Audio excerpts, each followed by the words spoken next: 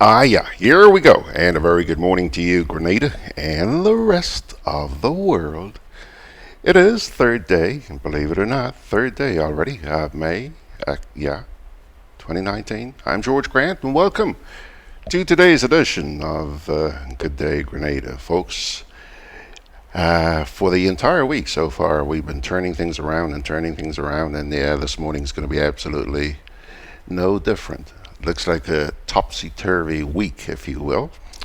Well, we are going to begin this morning with the national report. Yes, that's where we get started this morning.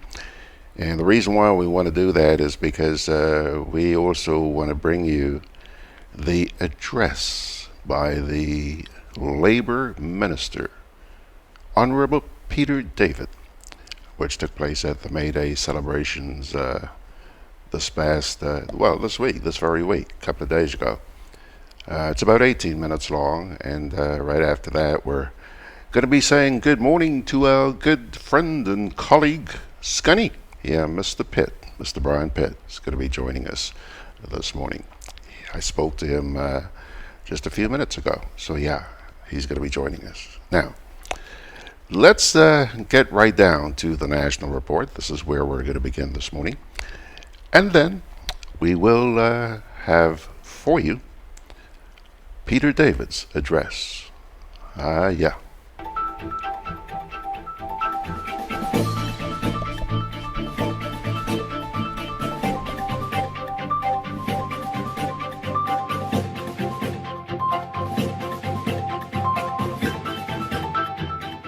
Labour Minister reiterates government's commitment to amicably resolving the pension impasse. We'll have details to this story and more in the national report.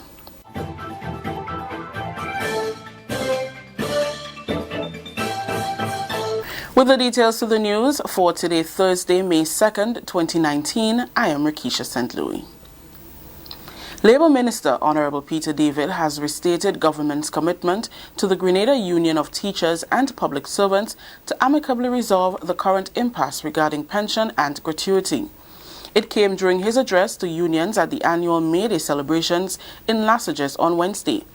This year, the celebration was held under the theme Social and Economic Justice, a must respect workers' rights. Minister David said compared with years ago, workers and unions are more hopeful of resolving challenges that have direct implications on the workers and the overall sector. We must be careful not to let style get in the way of substance, nor personality in the way of unbreakable commitments. It may surprise some, but from where I sit as Minister of Labour, we are more hopeful today than we were a year ago that we will find fair, reasonable solutions to the biggest challenges that face workers in this country. We may sometimes haggle about the details. We may sit across the table with different perspectives at times, but we have no doubt that this coming era shall be working people's era. He said the Ministry of Labour has been constantly working with unions and workers to settle disputes and negotiations. Within the Ministry of Labour and during the last year, we have settled scores of contentious labour issues. Almost every single one of them putting workers individually and collectively in better places. Most of those have not made the headlines, but I will leave it to the leadership of the unions and to individual workers who have been so positively affected to, in time, tell their own stories. And we have done right by hundreds of workers, not for the spotlight, not for the gallery, but because it was the right thing to do and consistent with the laws of Grenada. Minister David highlighted decisions made by government that brought direct benefits to workers and led to the successes within the labour industry. In the post-February 2013 period, we have successfully stabilized and turned around the national economy, having the most robustly sustained growth of GDP in the region. We have increased public sector workers' income each year between 2016 and 2019 and paid over $110 million in direct monetary benefits.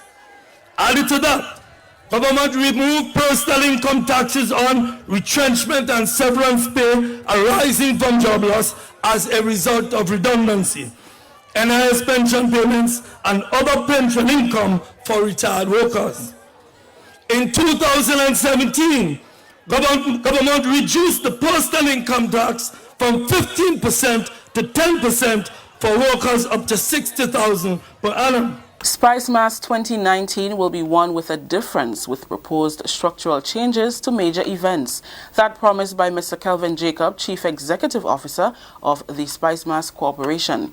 He was addressing Thursday's media launch of Spice Mass, which will be guided by the theme Many Events, One Carnival, Spice Mass 2019.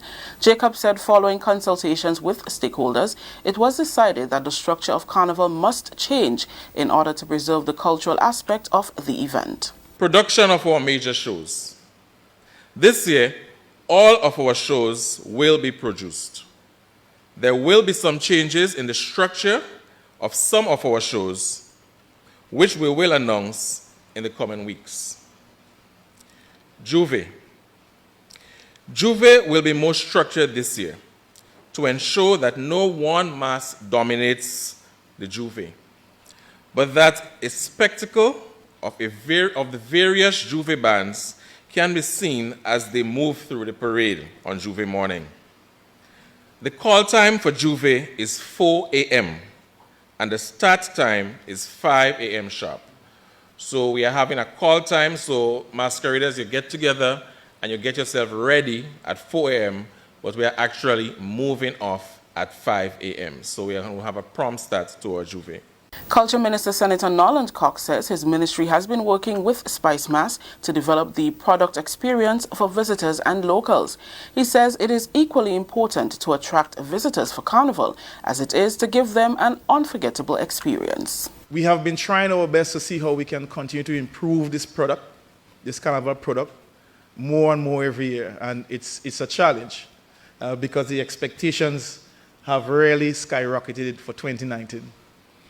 We have reports, and my good friend here from GTA, who is here, she can confirm that there have been anticipation in terms of increased arrivals to our shows for 2019. We are very much encouraged by this, but also we are challenged by it, because at the same time, we do not want persons to come here and have a bad experience. We want them to have a wonderful experience. So each one of us have to work together to ensure that we create an experience that persons would not forget.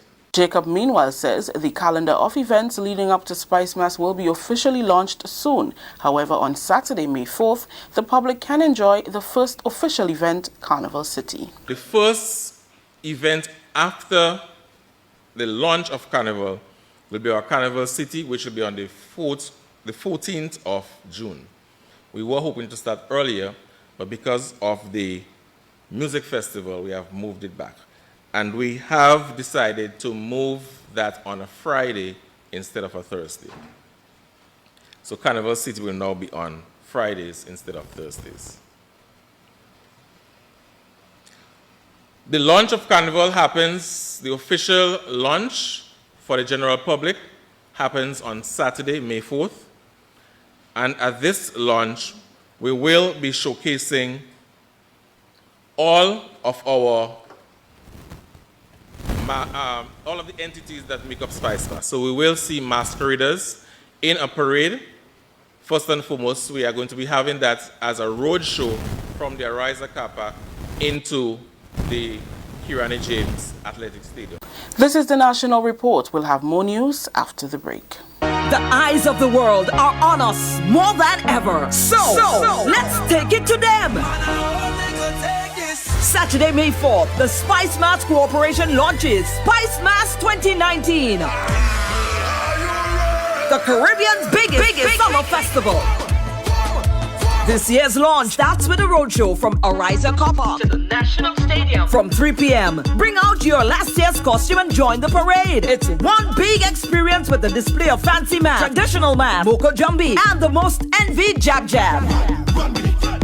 The official opening is at the National Stadium, featuring your favorite soca artists and DJs, Calypso Monarch, Steel Pan champions, and presentations of the 2019 Carnival Queen contestants, plus displays of 2019 costumes, SMC show tickets, and other attractions to be won. Saturday, May 4th, the National Stadium, the launch of Spice Mass 2019. Bring out the entire family.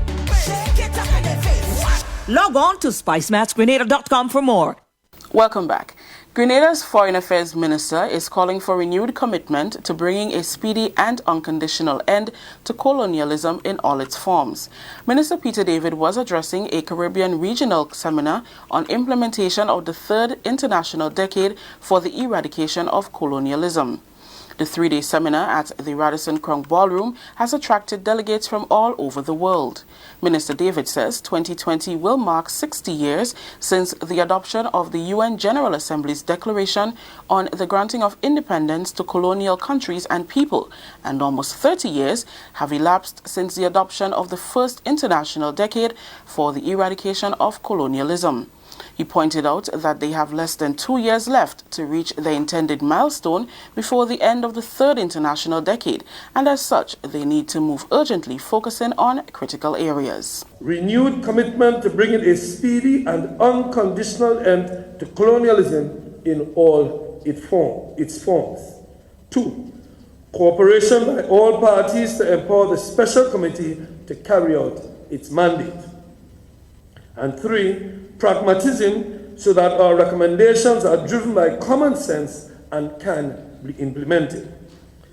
This is the context in which we must proceed in order to safeguard the interests, well-being, and advancement of all the peoples of the 17 non-self-governing territories.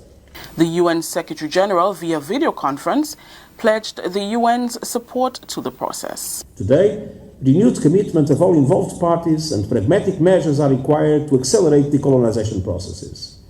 The United Nations will continue to assist, but all should play their role. The administering powers, non-self-governing territories, member states, and the Special Committee on Decolonization. Finally, preparing and promoting healthier choices.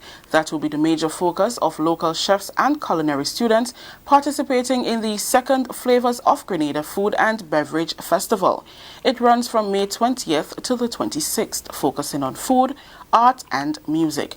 Marketing manager at the Grenada Tourism Authority, Francine Stewart, says the GTA continues to support Flavors of Grenada in the promotion of food and culture. As a destination marketing organization, so GTA goes out and markets Grenada as pure Grenada, the spice of the Caribbean. So when we say it very slowly, it makes absolute sense to support Flavors of Grenada because we're the spice of the Caribbean. We promote and market our spices, and Flavors of Grenada is doing just that. That story just ended the national report for today, Thursday, May 2nd. Recapping the top story. Labour Minister reiterates government's commitment to amicably resolving the pension impasse. On behalf of everyone here at the Government Information Service who made this newscast possible, I am Rakisha St. Louis saying thank you for joining us. Until next time.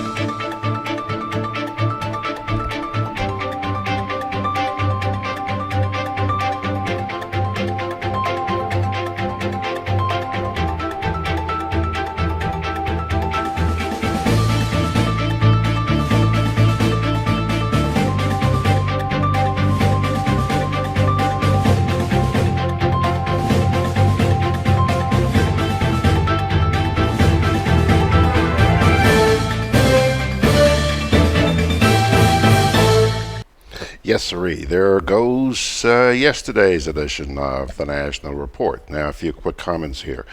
Yes, you did hear the minister, the labor minister, with his address, his May Day address, but only excerpts. And I do feel that you need to hear the whole address, so we're going to run that for you next. Just let me say a couple of things. Did you notice there was a froggy in his throat? I really wouldn't want to be the labor minister. These guys are guaranteed that any time they go out to a May Day celebration, they are going to get pounded. And Wednesday was absolutely no exception. There's some comments that came in here. First of all, Donna Joseph says, Peter, that's a lie because most of them have ended up in the High Court. Then on to the Privy Council, only for the government to lose and taxpayers to be footing these court results. So says Donna. Peter says here, Spice Mass had a press conference, but the CEO cannot tell the nation Spice Mass's current debt, and what the budget is for this year. He has learned well from the Minister of Finance, re the nation's debt. Okay, Pedro. Let's see here. Kipling says, Carnival, the biggest event, not a day of religious activities. Miserable country. Yay, Kipling. And Donna Joseph says, Grenada should get rid of its GG and the old bugwigs, the bugwigs that the Speaker of the House converted and is now wearing boldly. Also, we should stop pledging allegiance to the Queen and her heirs and successors. All of those are part of colonialism and also mental slavery. Okay, Donna, thank you. Folks, hopefully there are going to be some changes to Spice Mass this year. Well, you heard the CEO mention that there will be, and hopefully those will be positive changes. Something that caught me during the newscast, there's an ad that they run in the middle of that newscast, and it says, the eyes of the world are on us. And then I take a look at that ad and I ask myself, okay, the world is looking at us. Is that the very best we can show? Yeah, you decide. Are you equipped to take a closer look behind the numbers? The Caribbean Institute of Forensic Accounting can help you build your professional skills to audit and investigate fraud, waste, and abuse. Through the Forensic Certified Public Accountants FCPA program, you gain qualification to conduct forensic audits and investigations globally. Earn international recognition and designation as a Forensic Certified Public Accountant from the Forensic CPA Society of the USA. Certificate courses run May to November 2019 in Grenada at the Grenada National Stadium. To register, contact us at info@cfa-edu.com or 868-224-3478. I'm always on the move. Training, traveling, competing. So it's good to know I have Co-op Bank in the palm of my hand. Introducing e-banking, one of many customer convenience services from Grenada Cooperative Bank, and there's more to come. It's swift, simple, and secure. Welcome home.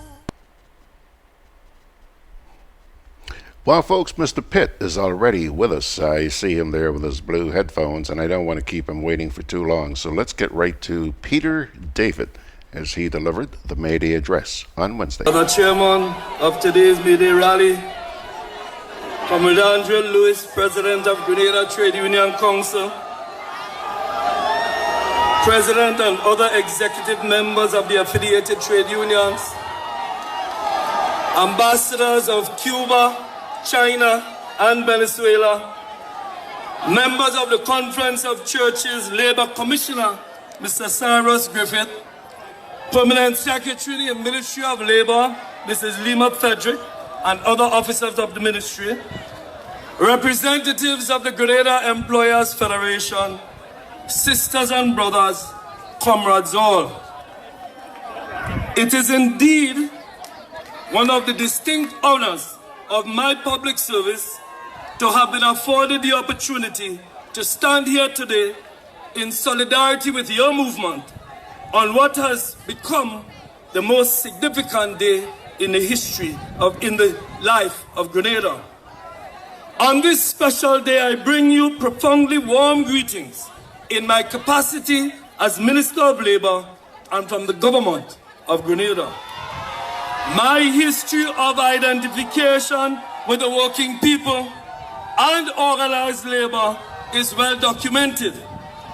From my daily engagement with helping working people who came into conflict in the laws of Grenada, I am now in a position over the last 12 months to find fair and equitable solutions to the myriad of industrial relations problems that confront working people and employers.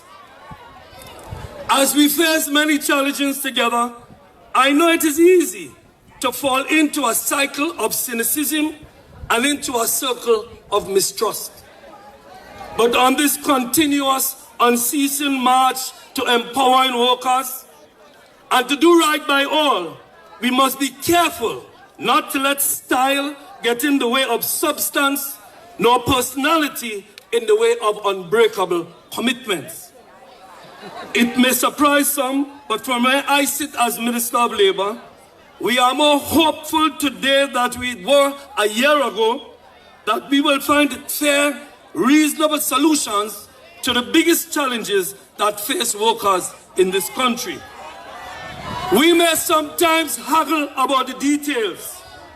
We may sit across the table with different perspectives at times, but we have no doubt that this coming era shall be working people's era. Not because we may stumble on the journey to a clear destination that we should give up the march.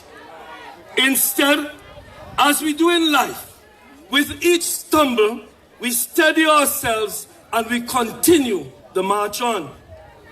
For the destination to which you must get is fueled by an unbreakable commitment made by this government 2 years ago. We have dared to go where other administrations for more than a generation thought it was too challenging to attempt. And when we encounter rough patches, when we hit bumps in the road, we must remember how this journey started in hope and respect.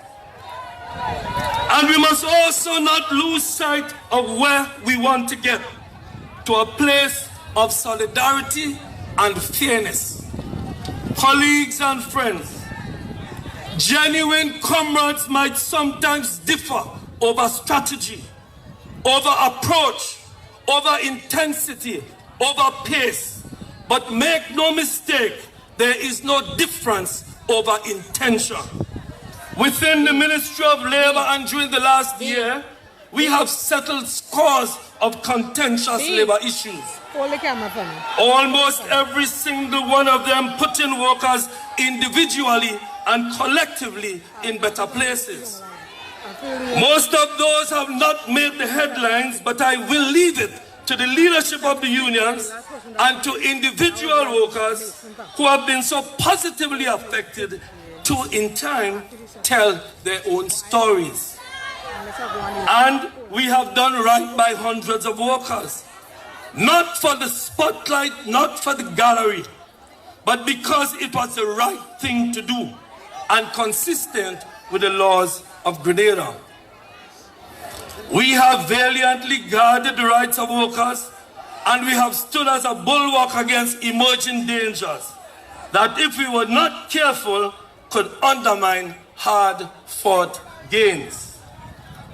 So it is a continuous work that deserves eternal vigilance. but it is also a work we are committed to do and we shall do. Comrades, we have all lived and grown up in a small society where we have come to know each other's hearts.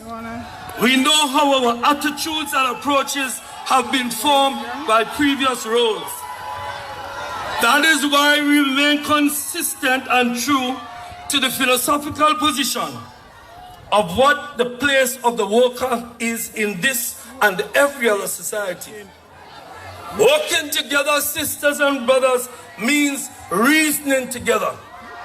Government's commitment to pension restoration and reform cannot be changed and won't be changed. This journey of pension restoration and reform started when our Prime Minister announced his commitments. Recall that our government did not appeal Mrs. Armstrong because of the new National Party administration's commitment. Recognizing the trying and difficult economic situation facing many workers and retired workers and retired public officers who were subsisting only on the NIS pension. The administration understood then that going before the court would tie up this issue for years before it was resolved, while the retired workers goes on suffering. Government therefore opted for positive and cooperative engagement with our trade union partners and restored the pension rights of Ms. Herman Armstrong and other such public workers, all of whom were fully paid in accordance with the ruling of the court. Continuing our scrupulous respect for the MOU and in keeping with our own May Day theme, I am happy to announce that government shall pay pensionable benefits to all those public workers who are appointed to the public service after February 22nd, 1985, and who have retired or are now retiring.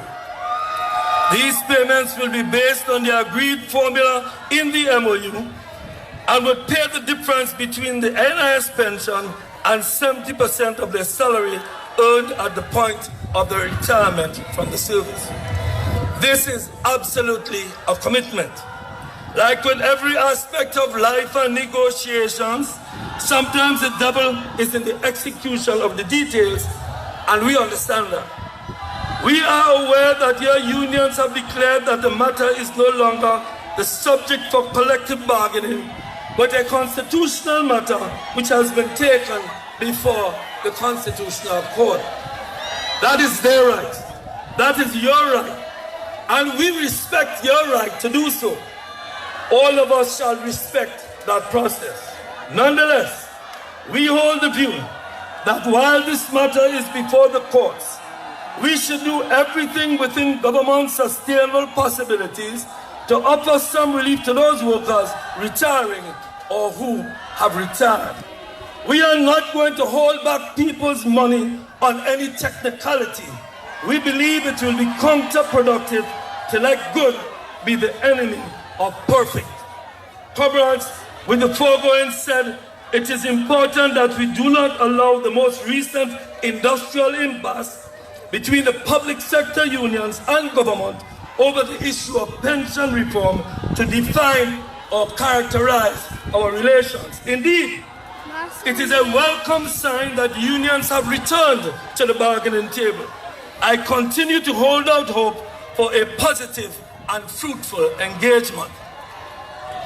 Sisters and brothers, building and transforming our country into a prosperous and robust social democracy is not an easy task.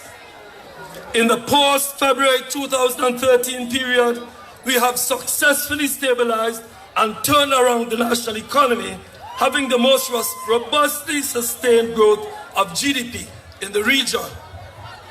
We have increased public sector workers' income each year between 2016 and 2019 and paid over $110 million in direct monetary benefits. Added to that, Government removed personal income taxes on retrenchment and severance pay arising from job loss as a result of redundancy, enhanced pension payments, and other pension income for retired workers. In 2017, government reduced the personal income tax from 15% to 10% for workers up to $60,000 per annum. And now in 2019, government went further and has reduced overall income tax by 2% for workers earning over $60,000 annually. Brothers and sisters, government has increased its subvention to the Grenada Trades Union Council by 37.5% since returning to office in 2013. Comrade workers, I don't want my address to be a scholarship of statistical performance, but on the social front, the government of which I am a part has since its return to office completed and distributed over 300 low-income housing units negotiated from the People's Republic of China. We are currently building over 600 units. We have this year alone provided employment for hundreds on an ongoing basis in a number of areas. And we have provided over $40 million in university education for the 2019 academic period. And additionally, we have reduced employment by more than half in the last 5 years. Over 400 more teachers, nurses, and public officers have secured permanent tenure so far in the public service, more than at any other time in the history of this country. 38 projects commenced operations for the year, creating some 540 jobs, a 22% increase compared to 2017. All of the foregoing, comrades, brothers and sisters, equate to an increase in family income for working people. And while none of us shall ever be satisfied, we must acknowledge that real progress is being made, and that workers in Grenada are better off today than they were 6 years ago, if we are fair. By any objective measure, this government now in office is the most pro-working class government in the history of the post-revolutionary period. We have also created the enabling environment for the private sector investment and growth, while ensuring a significant reduction in income inequality. As we reflect today as workers, the trade union movement must feel proud that it has profoundly shaped Caribbean society and our construct of social democracy. This period requires the building of new alliances, both within and externally. Comrades, before I end, I want to address an issue raised by my friend, the President General of TAU and the President of the TUC. I want it to be known that this government and Prime Minister Mitchell himself will continue to fight for a just settlement of the CLICO issue. That is why when the issue was raised of solving the problems in our courts, an issue raised by several of our citizens, and the rental of the CLICO building became a possibility, Prime Minister Mitchell and the cabinet made it abundantly clear that any monies paid for the rental of those units will not be paid to CLICO, but will be paid to the judicial manager court-appointed judicial manager, as part of the court-mandated process. In other words, brothers and sisters, all the monies paid will be paid to the judicial manager, and it is expected that when these monies are distributed, that the workers of this country and the creditors in general will benefit from that. The fact is, workers here, members of several unions, are well aware of the government's attempts to ensure that the cliquot's money are paid and that Grenadian workers benefit. Brothers and sisters, on another issue, the issue of Venezuela. This government has said time and time again, in keeping with its CARICOM position, that we call for dialogue. We call for dialogue as the only means of resolving the problems faced by the Venezuelan people. We stand absolutely against any attempt at exercising a military option in Venezuela. We also reiterate our call for non-intervention by outside forces in Venezuela. As I end, comrades, I want to make what I hope is a profound and significant point, and I want you to hear me out on this. It is something I've had time to reflect on. When I sit across the table as a Minister of Labour, I see children of the working class people who are in a better position than their parents were, and who have more power their parents had to influence and make change. The leadership of your unions has perhaps never been more steeped in working class DNA. Children and grandchildren of the rural peasantry, of hucksters and domestic workers, and farmers and lowly paid public servants. When I sit in cabinet, I see the same. The vast majority of my colleagues are working class children who, through the sacrifice, the blood, sweat and tears of their parents, are working to do better for themselves, are working for their constituents, understanding that they started out from a place of disadvantage. Today, we may sit at different tables, but our histories are the same. And the aspirations for the great-grandchildren of the working class heroes are the same. And even when we debate, and even when we fight, and when we fulfill our different roles in this defining moment of our history, all of us must never lose sight of these undeniable facts I have highlighted. We come from the same place, and we are in this together. And so let hope spring eternal, and may this dream never die. Long live the working people of Grenada, forward ever, backward never.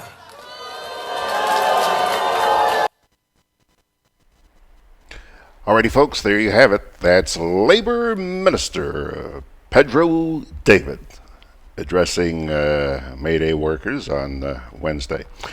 Just let me say to Mr. Pitt, hang in there. I know we're a little bit late getting to you, and we've kept you in suspense, but we are going to get to you, and once we do, you have all the time in the world you want, because I'm sure that the people would like to hear from you. I'll tell you one sad thing I noticed here. You know, once we started running that piece from Labor Day, I lost, and those of you on Facebook can see it, we lost more than half of our audience. That is unfortunate, it's sad, it's pathetic, but that's the way it is. There are some comments that came in here. T.F. Richard says, I really get the feeling that Peter is delusional. He is in a stage of denial where the truth and reality are concerned. Ryan Jabon says, social democracy? Did he mean democratic socialism? Okay, Ryan. Anthony says, sometimes I wonder if people actually believe what politicians tell them these days. Yeah, Anthony. Donna Joseph says, Peter, this campaign speech isn't relevant. The public servants and teachers want to know what would become of them when they retire.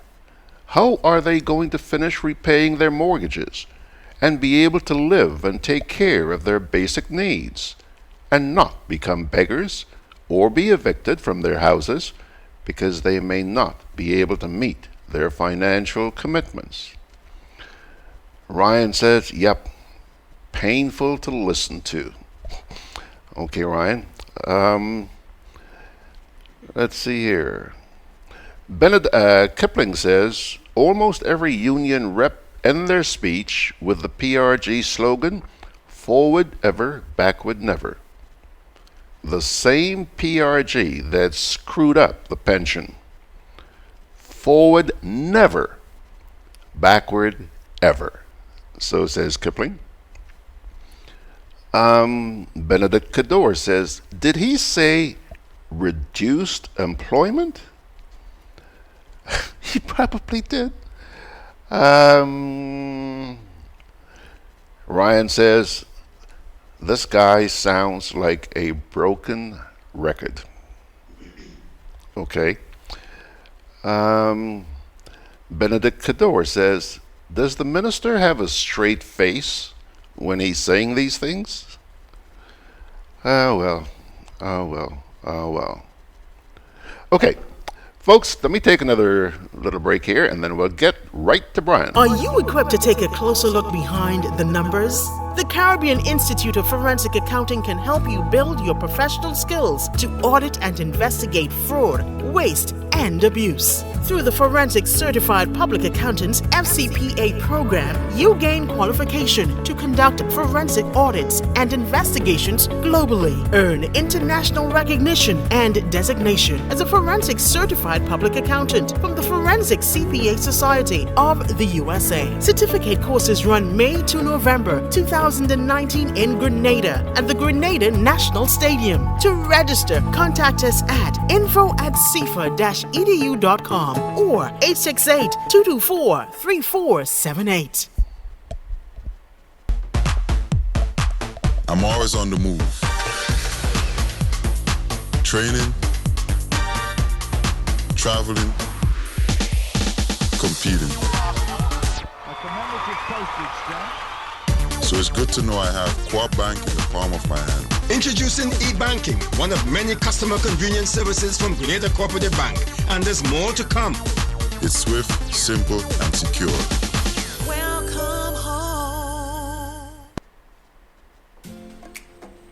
Juve chocolates, cocoa nibs, and cocoa balls from Diamond Estate Grenada are now available at Amazon.com, Amazon.ca, Amazon.co.uk, and GrenadaMarket.com. Try the sensational touch of nutmeg and a touch of ginger chocolates, 75% dark and rich, 100% pure cocoa, and their 60% dark and sweet chocolate bars today. Amazon Prime members enjoy free shipping on these orders in the USA, Canada, and Europe. GrenadaMarket.com. When you can't come to the island, the products of the island will come to you.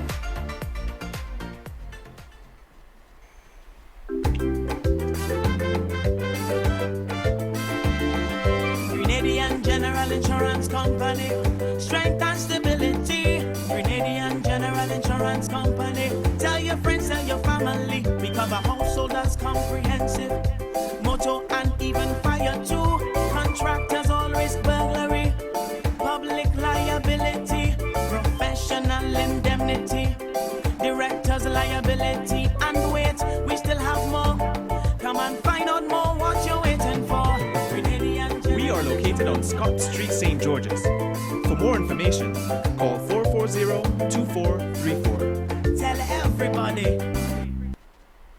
Folks, it's always a great pleasure to end the week with Mr. Brian Pitt, who has been sitting there agonizingly for the past 20 minutes or so. Brian, good morning, my friend. How are you? Good morning, George. I feel great. It's Friday, and I'm looking forward to the weekend. Granddad's Beach tomorrow morning. The weather is beautiful. For those of you in the diaspora, maybe you all should be here. What time do you go to the beach in the morning? Around 5 in the morning. This morning I was there about 5:30, so I was there for the rise and the sun. You ain't talking my language, Brian. I was just going to say to you, if you're going to go down there tomorrow morning, pick me up and let's go to the beach together. But George, do you know you're missing a conversation with the birds and the bees and the dogs and these guys have a great conversation in the morning. The cocks and the hens you listen to the animals, George. We'd probably be a better place. And I know that there's some great human conversation that goes on the beach early in the morning. I have been a couple of times, and it's really fabulous what goes on. No, I stay away from those conversations. Okay. But let me tell you talk about the birds and the bees and the animals and stuff like that. Brian, I don't have to go to Grand Anse to hear them. This week, on this program, I was talking about a couple of fowl hen, what do you call them? Fowl cock you have in the yard out here. Right. They have absolutely no regard for time of day. You know that roosters make a lot of noise in the morning, right? Mm-hmm. Right. And they do all their little intimate things in the morning as well. Brian, all day long, sun hot like hell, and them thinking, But George, did you ever think that we have disturbed these people's the living of these animals? Yeah. That's true. We have done some strange things. Yeah, absolutely. There are more vehicles on the road. We're driving all night long, 24/7. So maybe when they think they should be sleeping, they're awake. Can't sleep at night, so make noise in the daytime. Oh gosh, yeah, you could have a point there, Brian. Anyhow, listen, my friend, you were listening to. First of all, you can bung away on anything you have up your sleeve this morning, but I just want to get some quick comments from you on the speech you heard a few minutes ago. George, I didn't hear most of it because the audio was not too good. However, there seemed to be a great disconnect between the leadership of the union or the trade union movement and the members of the trade union. And I say this because the word on the ground is that the leadership of these trade unions don't seem to understand the plight of the members, nor do they care about the plight of their members. And sometimes if we are not good parents, we are the last to know when our children are doing something bad. Yeah. Back in the day, George, our neighbors will come and talk to us, and we'll be afraid because they will go back and tell our parents how badly we behave, and we get 2 scoldings. But the membership seemed to be disconnected to the union leadership. And let me tell you, if you look at some of the placards during the parade on Wednesday, and the veracity in which the people were marching and feeling free to express themselves, and you listen to the speeches, you wonder, where did that unionship leadership tone came from? Yeah. There's something that has happened in this country recently, George, and as a matter of fact, it's happening in the Caribbean and throughout the world. People are having difficulty, I'm talking about the average man on the street, equating national growth to how people live. So in other words, in Grenada, they say the growth might be 5%, but when the average worker goes to the supermarket, he doesn't feel that 5%. Yeah. These Labor Day parades, George, in some countries, that is front, right, and center. Listen, you guys talking about growth, however, our people are not feeling that growth. Mm-hmm. I don't believe I heard that in any one of these addresses on Labor Day. Mm-hmm. And so maybe that's one of the reasons why the disconnect is there. The membership don't believe that they're well represented by the leadership of the trade union movement, and maybe that's why they all end with forward ever, backward never, and comrade, etc., etc., etc. Mm-hmm. Which have become buzzwords. I hope I'm wrong, George, but if that disconnect widens, we might have some problems. And that's what I fear. We might very well have some problems. Mm-hmm. And I don't believe some of our leaders, and not all of them, some of our leaders are taking note. I wonder sometimes, George, that the people who represent different parts of the society who sit in parliament, whether they're there representing the people that put them there, or they're representing themselves. Yeah, George? There was an article in the newspapers recently about the problems within NIS and whether or not the labor representative has notified his membership. Yeah.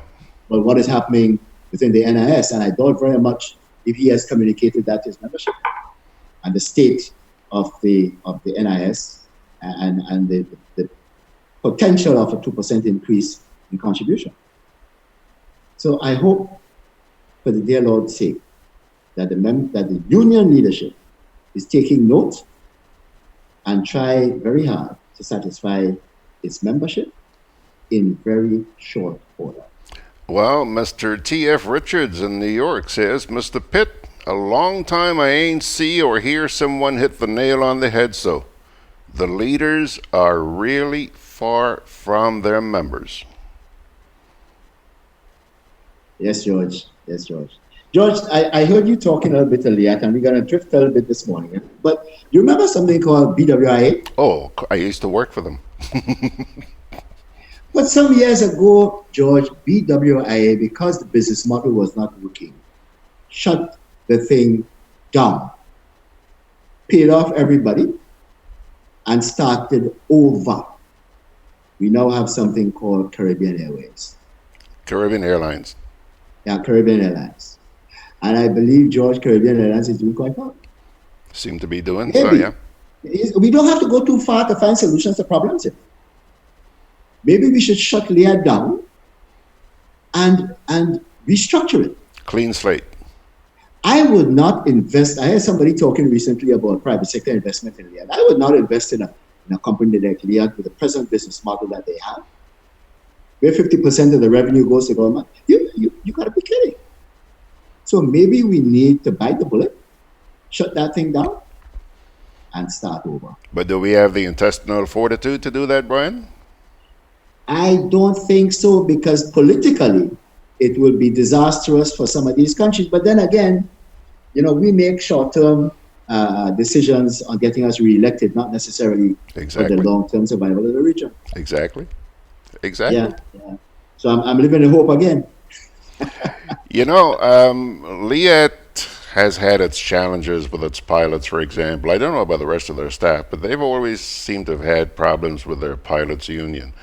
But I think a lot of people are failing to put the focus on where the problem really lies, and that's with the governments, the grabberments of the Caribbean. Oh, yes. It has always been that way.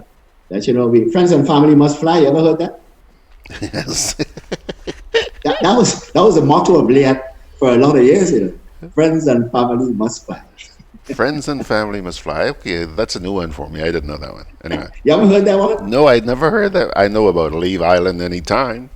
Nah. If you want to go from point A to point B in the region, and you have a friend who is working there, you can get a jump seat or you get on the flight. Even though you might get to the airport when the plane is about to leave. Friends and family must fly. I hope Leah did not listen to me and try. I'll tell you who is listening to you. TF says, Mr. Pitt, what's your take on this? The Antiguan Prime Minister is finally saying that governments should remove some of the levies and taxes to see what would happen. Well, I think the Antigua government is right.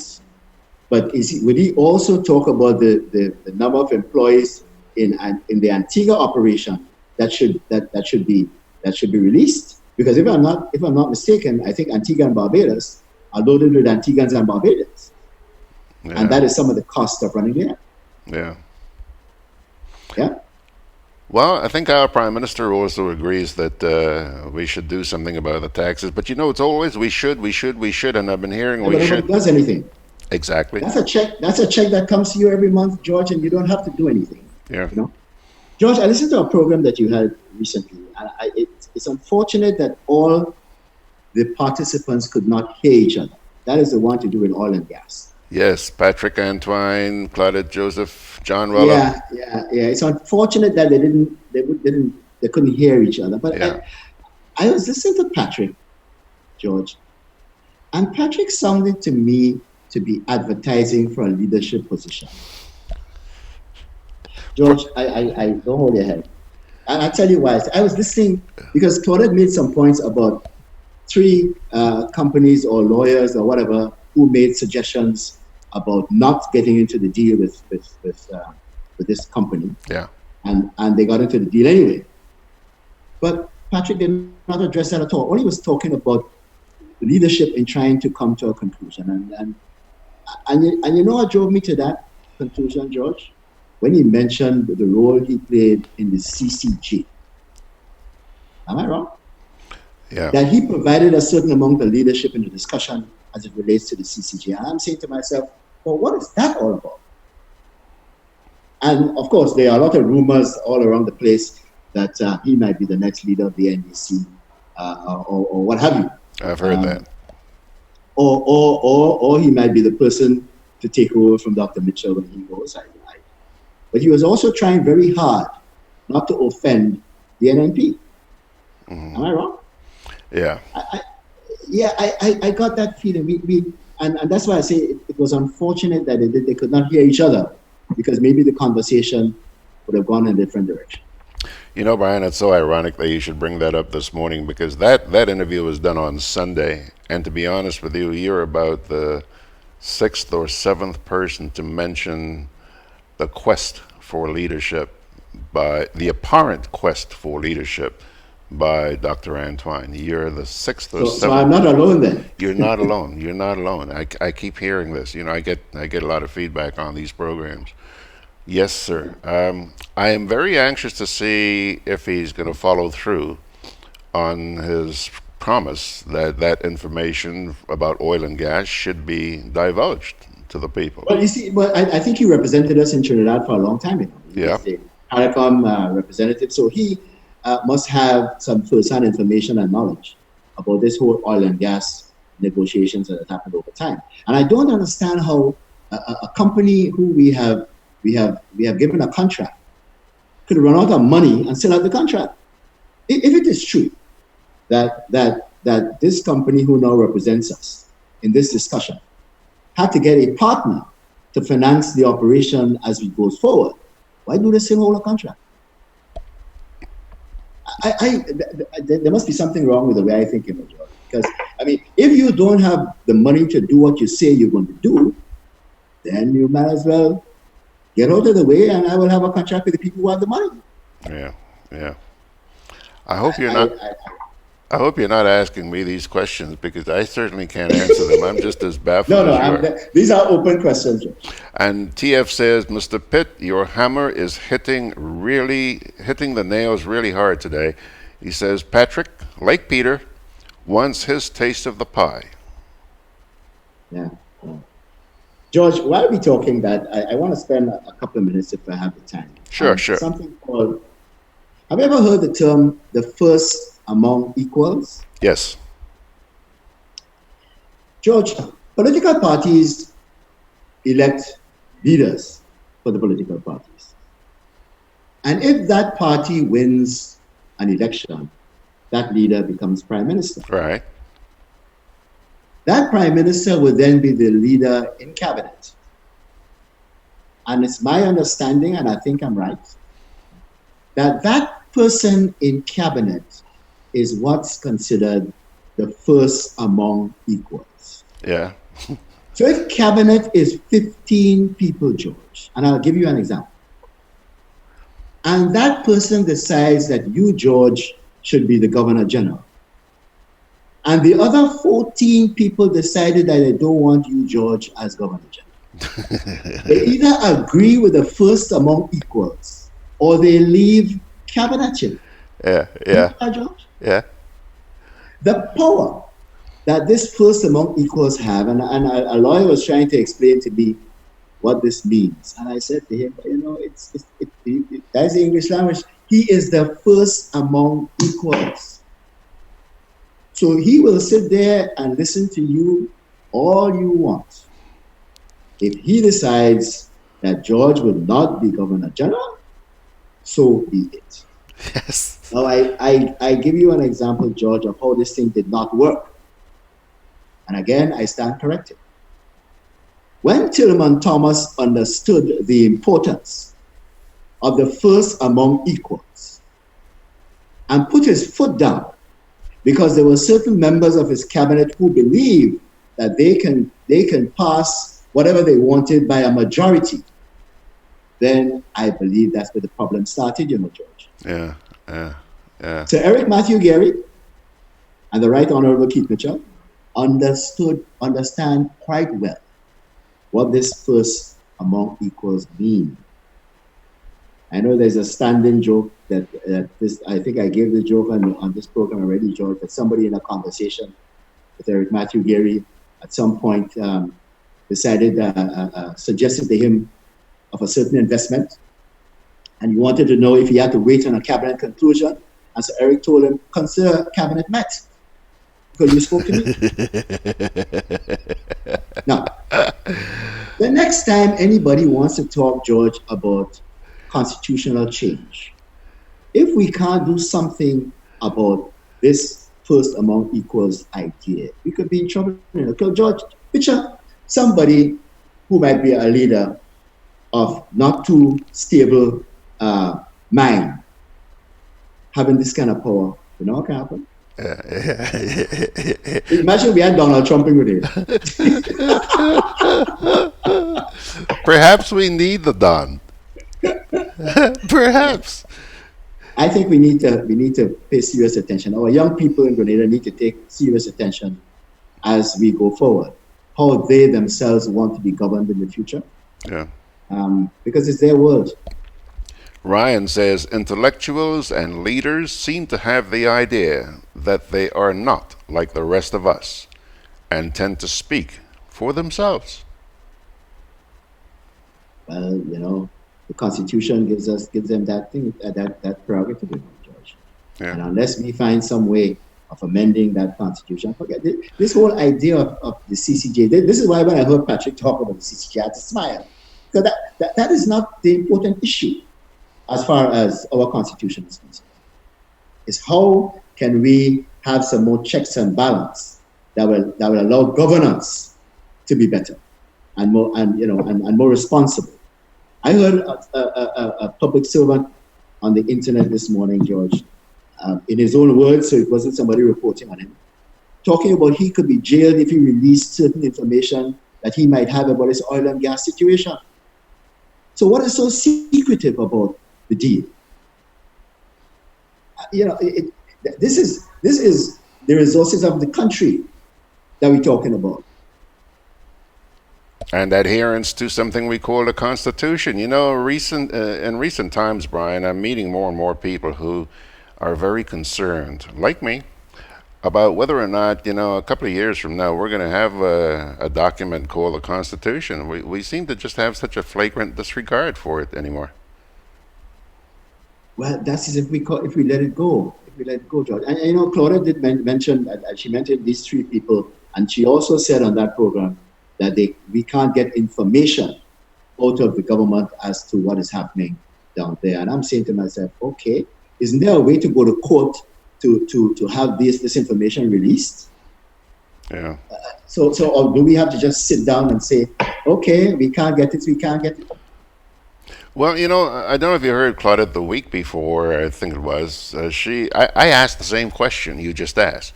And she was explaining to me that it doesn't make sense going to court right now because the government is in office. They're wielding the power right now. And what sort of outcome do you expect if you take these guys to court? I have a dear cousin, George, that I refer to from time to time, who's a retired judge, who is trying to convince me that the CCJ is the best thing on the face of the earth. I know. Best thing for Grenada right now. Yeah. And he continues to argue that, Brian, the judges at that level make decisions on law. Not on hearsay, not on witnesses, on law. So if there is a legal ground, then this thing could go to distance.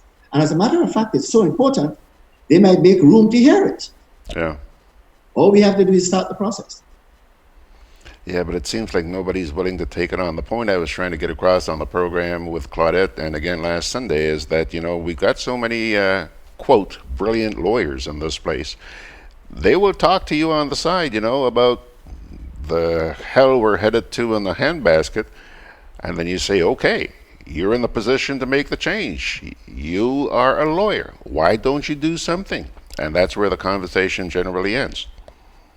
Well, I mean, most of the lawyers can probably make more money being an agent for the CBI, George, than taking on a challenge like this. That's why we miss Comrade Derek Knight. Mm-hmm. Yeah. Yeah. I don't know. But these are issues. And George, one last thing just before I go. This whole GRENLEC social fund thing, I was reading a release from GRENLEC recently. Apparently, the minister is trying to justify this 5% fund as being a payment from the people or something to that effect. I don't know where he's going with this conversation. The minister was essentially trying to give the impression that the people should believe that they are the ones who are going to be paying and not GRENLEC. So yes, go ahead. Yeah, but the point here is the administration of the fund. It has nothing to do with whose money it is, and I think GRENLEC is probably right to that. As a matter of mention, George, most public companies in Grenada should take note of this issue, because if the government would decide on that most companies should contribute 5% of their gross product of their gross to some social fund, I don't know how many investors will like that. Yeah, that's an issue. So, but we have this attitude, George, that it would not happen to me, kind of thing, until it happens. Our good colleague Alan Baczynski made that same point months ago when this thing first broke. Anyhow, Brian TF says, Mr. Grant, you seem to be forgetting this fact.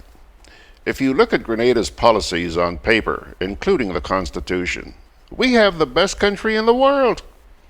But we are a nation of leaders who have failed to practice what they preach. George, I reflect that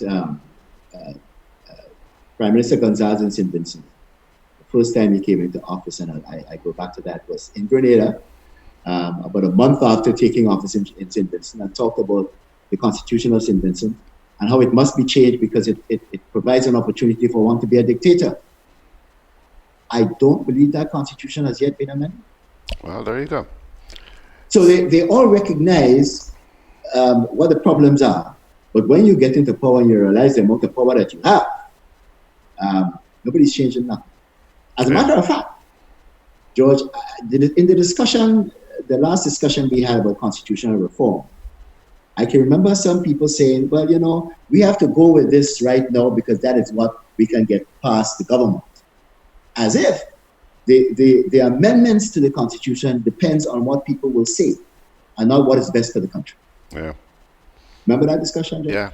Yeah. Unfortunate. Yes. Benedict says, judges should. They do not always do. Take a look at what's going on in the rest of the world, America as an example. Valid point there. And Ryan says, actions of leaders matter most for establishing trust from the masses and to engage them. Another story. Brian, thank you very much, sir.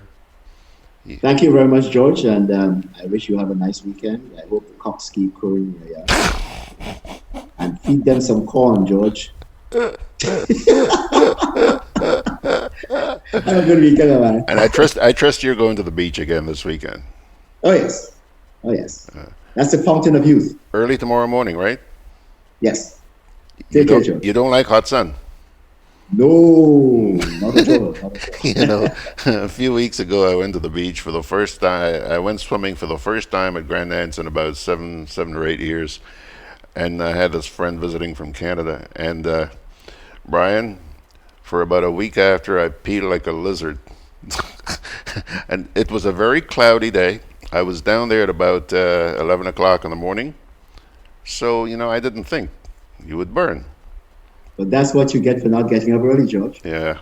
Thank you very much, Mr. Pitt. Thank you very much. Appreciate it. Have a good weekend. Okie doke. You too. Take care. There he goes, Mr. Brian Pitt, taking us into another weekend. I do certainly hope that you have a great weekend as well. Let me take a little break here, and Ryan says, bring Brian back again. Ryan, where have you been? Mr. Pitt is with us every Friday morning. Take a break. Come on back. Are you equipped to take a closer look behind the numbers? The Caribbean Institute of Forensic Accounting can help you build your professional skills to audit and investigate fraud, waste, and abuse. Through the Forensic Certified Public Accountants FCPA program, you gain qualification to conduct forensic audits and investigations globally. Earn international recognition and designation as a Forensic Certified Public Accountant from the Forensic CPA Society of the USA. Certificate courses run May to November 2019 in Grenada at the Grenada National Stadium. To register, contact us at info@cfa-edu.com or 868-224-3478. My name is Jennifer James, and I've been making confectionaries for the past 7 years. Growing up as a little girl, I always wanted to make these little things. Forge, sugar cake, tamarind ball, these little things. I read something actually, and it said that tamarind itself is very good because it eliminates fat from the liver. You get the mature tamarind and you crack it, you shell it out. I would add a little baking soda, some spices. I would leave it to rest probably for about 2 hours and then add my sugar and just start kneading. I usually knead it hard enough so that I can roll it. When I finish roll it, I will paste it with the actual white or brown sugar, and you have a nice tamarind ball.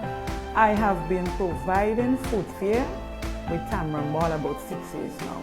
I started producing tamarind ball to sell for the school children. I thought I could advance somewhere. So I went to food fair and I asked one of the sales persons there if they would be interested in selling my tamarind ball. And she told me yes. She told me to bring 20 packets to start with. It was really a joy for me because I wanted to extend on my little business. My name is Jennifer James, and I work with the food fair to provide you with tamarind balls.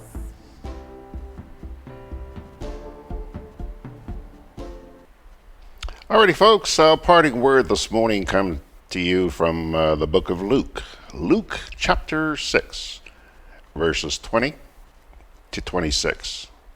Please take these words to heart. Looking at his disciples, Jesus said, "Blessed are you who are poor, for yours is the kingdom of God. Blessed are you who hunger now, for you will be satisfied.